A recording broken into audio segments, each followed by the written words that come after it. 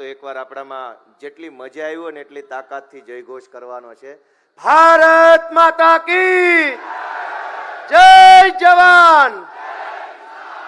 આજે આ સુંદર મજાના કાર્યક્રમમાં ઉપસ્થિત આપણા સૌના માર્ગદર્શક, આપણને હંમેશા પ્રેરણા અને પ્રોત્સાહન પૂરું પાડતા આમ આદમી પાર્ટીના રાષ્ટ્રીય સંયોજક માનનીય અરવિંદ કેજરીવાલ સાહેબ, માનનીય ગોપાલ રાય સાહેબ, માનનીય ઈશુદાનભાઈ ગઢવી, માનનીય મનોજભાઈ, માનનીય ચૈતરભાઈ, માનનીય હેમંતભાઈ અને મંચ ઉપર બેઠેલા આપણા સૌ આગેવાનો, મંચની સામે બેઠેલા આમ આદમી પાર્ટીના સૌ ક્રાંતિકારી યોદ્ધાઓ, સેનાપતિઓ, બધાને ગોપાલ ઇટાલિયાના પ્રણામ, રામ રામ, ખૂબ ખૂબ આભાર. દોસ્તો, આજે ખૂબ જ ઐતિહાસિક દિવસ છે. આ હોલની અંદર અગાઉ પણ આપણે એક વખત એકઠા થયા હતા અને ત્યારે આપણે ગુજરાતને લઈને એક સપનું જોયું હતું. માનનીય અરવિંદ કેજરીવાલજી બેઠા હતા, હું હતો, આપણામાંથી ઘણા લોકો આ જ હોલમાં બેઠા હતા 2022ની ચૂંટણીની પહેલા. અને તે દિવસે આપણે એક સંકલ્પ લીધો હતો, એક સપનું જોયું કે આપણે ગુજરાતની અંદર બદલાવ લાવીશું, ગુજરાતમાં પરિવર્તન લાવવા માટે આપણે કોશિશ કરીશું. અને એ સપનું જોઈને, એ સંકલ્પ લઈને આપણે અહીંયાથી ગુજરાતના ખૂણે ખૂણે સુધી કાર્યકર્તાઓ પહોંચ્યા, મહેનત કરી, સંઘર્ષ કર્યો, યોગદાન આપ્યું બધાએ. અને આપણે ગર્વ સાથે કહી શકીએ કે 2022ની વિધાનસભાની ચૂંટણીમાં આપણા બધાની મહેનતથી 5 ધારાસભ્યો ચૂંટાયા, 13% જેટલા મત મળ્યા અને ગુજરાતમાં ત્રીજી પાર્ટીનો પાયો નાખવાનું કામ આપણે બધાએ ભેગા મળીને કર્યું. દોસ્તો, આ ગુજરાતની ધરતી ઉપર ભાજપ અને કોંગ્રેસે ભેગા મળીને મેણું મારેલું હતું કે અહીંયા ત્રીજી પાર્ટી નથી હાલતી, અહીંયા ત્રીજી પાર્ટી નથી હાલતી, એવું વર્ષો સુધી મેણું માર્યું. પણ ગુજરાતના છેવાડાનો નાનો માણસ બેઠો થયો, ગુજરાતની જનતા બેઠી થઈ, આમ આદમી બેઠો થયો, નાના માણસે મોટો સંકલ્પ લીધો કે જે આટલા વર્ષો સુધી નથી થયું એ હું કરી બતાવીશ, અને સંકલ્પનું સારું પરિણામ આવ્યું. એ બદલ તમને સૌને મારી શુભેચ્છાઓ છે દોસ્તો. અને નાના માણસના સંકલ્પના બળને ઓછું ન આંકવું જોઈએ, કેમ કે નાનો માણસ આ દેશમાં જે ધારે એ થાય છે. વિસાવદર, ભેસાણ અને જૂનાગઢ ગ્રામ્યના ખેડૂતો, ખેત મજૂરો, વેપારીઓ, રત્ન કલાકારો, મહિલાઓ, યુવાનો બધાએ આ ચૂંટણીમાં સંકલ્પ કર્યો હતો કે સત્તાને જેવડી તાકાત લગાવી હોય એવડી તાકાત લગાવી દે, અમે તો અમારા ગોપાલને આ વખતે એક તક આપવાના છીએ. અને પરિણામ તમારી નજર સામે છે કે આખા ગુજરાતની સરકાર, ધારાસભ્યો, સાંસદ સભ્યો, મંત્રીઓ, ચેરમેનો, પોલીસ, ગુંડા, બુટલેગરો, ગુજરાત આખાની તાકાત વિસાવદર વિધાનસભામાં ભાજપે લગાવી. પણ વિસાવદરની બળુકી મહેનતું અને સિંહની હારે રહેલી જનતાએ એક અદ્ભુત ન્યાય નિર્ણય કર્યો છે અને આખા ગુજરાતને એક સંદેશ આપવાનું કામ કર્યું છે.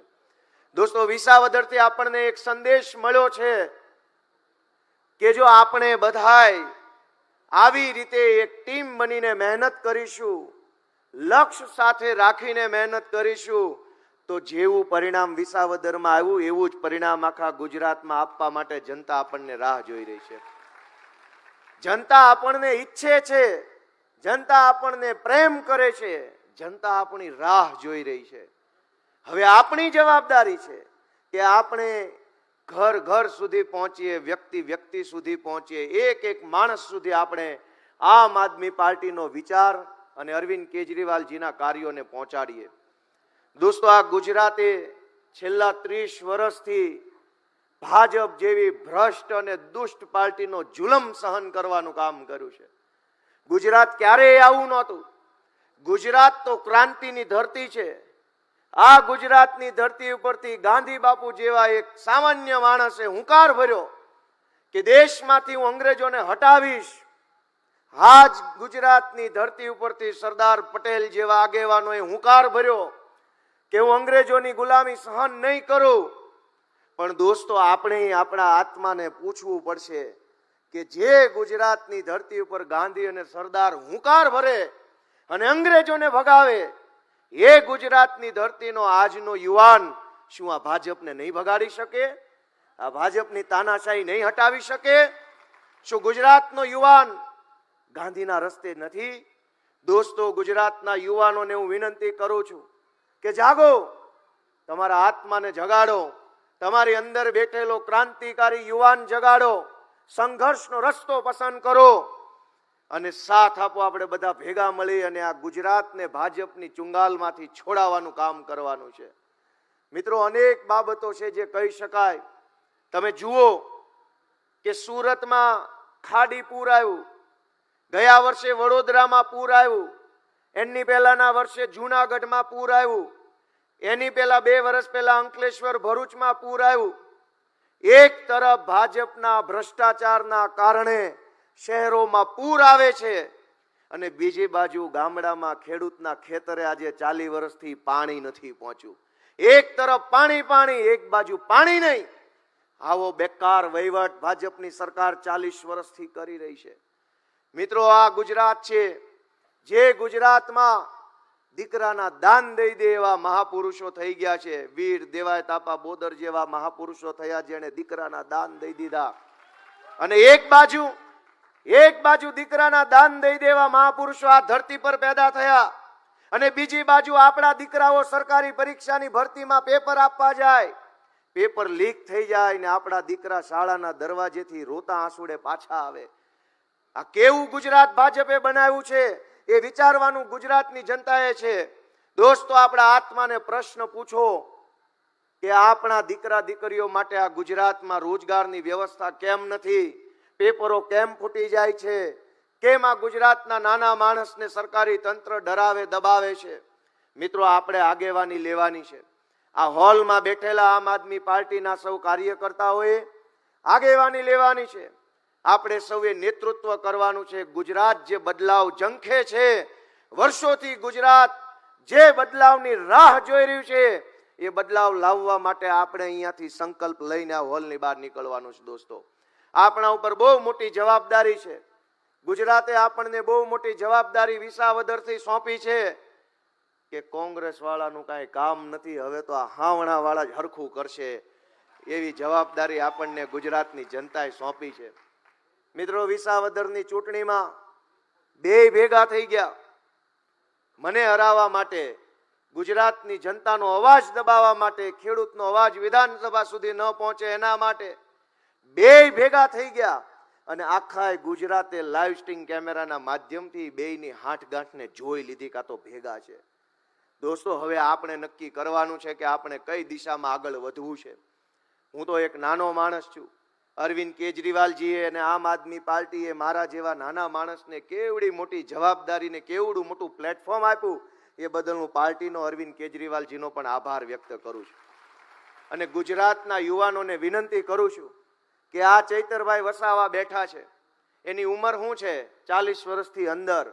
આ હેમંતભાઈ ખવા 40 વર્ષની આસપાસના, હું 40 વર્ષની અંદરનો ધારાસભ્ય, રાજુભાઈ કરપડા 40 વર્ષથી અંદર, પ્રવીણ રામ 40 વર્ષથી અંદર, મનોજભાઈ 2 વર્ષ કદાચ મોટા છે, રાકેશ હિરપરા 40 વર્ષથી અંદર. જો અરવિંદ કેજરીવાલ અને આમ આદમી પાર્ટી 35 40 વર્ષના જુવાનિયાઓને તક આપે, પ્લેટફોર્મ આપે ને ગુજરાતની જનતા એને ધારાસભ્ય બનાવે, તો ગુજરાતમાં બીજા કરોડો એવા યુવાનો છે જે ધારાસભ્ય, તાલુકા સભ્ય, જિલ્લા સભ્ય બની શકે એમ છે. મારી ગુજરાતભરના કરોડો યુવાનોને વિનંતી છે કે આજથી 10 વર્ષ પહેલા પોલીસ કોન્સ્ટેબલ તરીકે આ અમદાવાદમાં વિસલ મારતો એક જુવાનિયો આમ આદમી પાર્ટીમાં જોડાય. એક પોલીસ કોન્સ્ટેબલ બનેલો જુવાનિયો જો આમ આદમી પાર્ટીમાં જોડાય, અરવિંદજીનું માર્ગદર્શન મળે, ઈશુદાનભાઈની હૂંફ મળે અને જનતાનો પ્રેમ મળે ને કોન્સ્ટેબલ જો ધારાસભ્ય બની શકતો હોય, તો ગુજરાતની ધરતીમાં એવા અનેક યુવાનો છે જેની બાહુમાં બળ છે, જેના દિમાગમાં બળ છે. એ હજારો યુવાનોને વિનંતી છે કે કોની રાહ જોવો છો, કોનાથી શરમાવ છો, કોનાથી બીવો છો? આવો બધા સાથે મળી અને ગુજરાતને આ ભ્રષ્ટ ભાજપના ચુકંજામાંથી છોડાવવાનું કામ કરીએ. દોસ્તો, કહેવા બેસીએ તો અનેક પીડાઓ છે, કહેવા માટે વાતો ખૂટે એમ નથી, પણ કરવા જેવું એક જ કામ છે અને એ કામ છે કે હાવણો મારો અને ભાજપની ગંદકીને સાફ કરો અને ગુજરાતને ઊંચો લાવવાનું કામ કરો. મિત્રો, હું આમ આદમી પાર્ટીની મંચ ઉપર બેઠેલી આખી ટીમનો આભાર વ્યક્ત કરું છું. નામ લેવા બેસીશ તો અનેક એવા નામ છે જેણે વિસાવદર વિધાનસભાની ચૂંટણીમાં ખૂબ મહેનત કરી છે. એક એક માણસે પોતાનું સર્વસ્વ દાવ પર લગાવી અને પૂરી તાકાતથી કામ કર્યું છે. એક એક વ્યક્તિનું નામ લઈને કહેવા બેસીએ તો કોણે કેવડું મોટું યોગદાન આ ચૂંટણીમાં આપ્યું છે એ તો ઇતિહાસના પાને લખાશે. પણ આખી આમ આદમી પાર્ટીની ટીમે પૂરા 2-2.5-3 મહિના સુધી આ ચૂંટણીની અંદર પોતાનો કિંમતી સમય ફાળવ્યો, તાકાત અજમાવી, પોતાના સંબંધો, પોતાને ઓળખાણોનો ઉપયોગ કરી અને લોકોને વિનવ્યા કે આ ચૂંટણીની અંદર ભાજપને હરાવી અને ગોપાલ ઇટાલિયાને જીતાડે.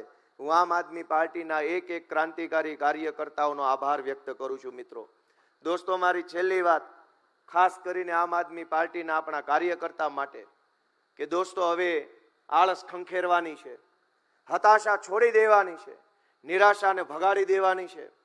પોતાનો વ્યક્તિગત ગમો કે અણગમો, પસંદ કે નાપસંદને છોડીને ગુજરાત માટે ઊભું થઈ અને દોડવા માંડવાનું અને સતત ચાલતા રહેવાનું આપણે હવે આજથી ચાલુ કરવાનું. મિત્રો, ગુજરાત આપણી પાસેથી આશા રાખે છે. આપણે કંઈક આપણી પોતાની નાની નાની વાતને લઈને, નાના નાના મતભેદને લઈને અટકી ન જઈએ, આપણી ઉર્જા વેડફાઈ ન જાય, એ જોવાની જવાબદારી આપણા બધાની છે. તમામ જિલ્લાની અંદર કામ કરતા આમ આદમી પાર્ટીના કાર્યકર્તાઓને હું વિનંતી કરું છું કે પાર્ટી પ્રોગ્રામ ગોઠવે છે, હું બધા જિલ્લામાં ધીમે ધીમે સમયે સમયે આવવાનો છું. પણ તમે બધાએ પૂરી તાકાતથી સક્રિય થઈને, ખભે ખભો મિલાવીને આવનારી સ્થાનિક સ્વરાજ્યની ચૂંટણીની અંદર આમ આદમી પાર્ટીને ગુજરાતના ઇતિહાસમાં ન મળી હોય એટલી સીટો મળે એ માટે અત્યારથી આપણે દોસ્તો કામે લાગી જવાનું છે. મિત્રો, આપણે બધાએ ગુજરાતમાં એવું કામ કરી બતાવ્યું છે જે કામ ગુજરાતના ઇતિહાસમાં નથી થયું. એ ચાહે 2020ની તાલુકા જિલ્લા પંચાયતની ચૂંટણી હોય કે 2024માં લોકસભાની ચૂંટણીમાં ચૈતરભાઈનો પ્રચાર હોય કે ગાંધીનગરની કોર્પોરેશનની ચૂંટણી હોય કે દોસ્તો આ 2022ની વિધાનસભાની ચૂંટણી હોય, ગુજરાતના ઇતિહાસમાં ભાજપને ક્યારેય કોઈએ ટક્કર ન આપી હોય એવી ટક્કર આપવાનું કામ આપણે બધાએ ભેગા મળીને કર્યું છે. દોસ્તો, આપણે બધાએ બહુ મોટું કામ કર્યું છે. આપણે બધાએ ભેગા મળી અને આવનારા દિવસોમાં ગુજરાતને ભાજપના ભ્રષ્ટ અને દુષ્ટ શાસનથી છોડાવવા માટે ખભે ખભો મિલાવીને કામ કરીએ એવી સૌને પ્રાર્થનાઓ સાથે ફરી એક વખત હું આપણા માનનીય પ્રદેશ અધ્યક્ષ ઈશુદાનભાઈનો વિશેષ આભાર માનવા માંગીશ. કારણ કે 2022ની વિધાનસભાની ચૂંટણી પછી ઘણો નિરાશાનો માહોલ હતો, ઘણી હતાશાઓ હતી, ઘણી બધી સમસ્યાઓ આવી. કેમ કે પાર્ટીની અપેક્ષા સરકાર બનાવવાની હતી અને પરિણામ કંઈક અલગ આવ્યું. એના કારણે જે હતાશા આવી, નિરાશા આવી, સમાજમાંથી મેણા ઠોણા આવ્યા, લોકોએ ઠેકડી ઉડાવી, મજાક કરી, ટીવીમાં આપણું આવતું બંધ થઈ ગયું, છાપામાં છપાતું બંધ થઈ ગયું, કાર્યકર્તાઓને હિંમત હારી ગયા. એવા સમયે અડીખમ ઊભા રહી અને જેણે પાર્ટીને આગળ લઈ આવવાનું કામ કર્યું એવા માનનીય ઈશુદાનભાઈના આપણે વિશેષ આભારી છીએ. સારો સમય આવે ત્યારે તો બધાય મહાન, ત્યારે તો બધાય નેતા, બધાય ચાણક્ય, પણ નબળા સમયની અંદર ટકી જાય અને ટકાવી રાખે ને એ જ અસલી ચાણક્ય કહેવાય. એટલે ઈશુદાનભાઈનો આપણે વિશેષ આભાર વ્યક્ત કરીએ છીએ. આજે આપ સૌ દૂર દૂરથી પધાર્યા, આજે આપણને જે કાંઈ માર્ગદર્શન મળે એ માટે માનનીય કેજરીવાલ સાહેબ આપણી વચ્ચે આવ્યા છે, બધાનો હું ખૂબ ખૂબ હૃદયપૂર્વક આભાર માનું છું. ભારત માતા કી જય.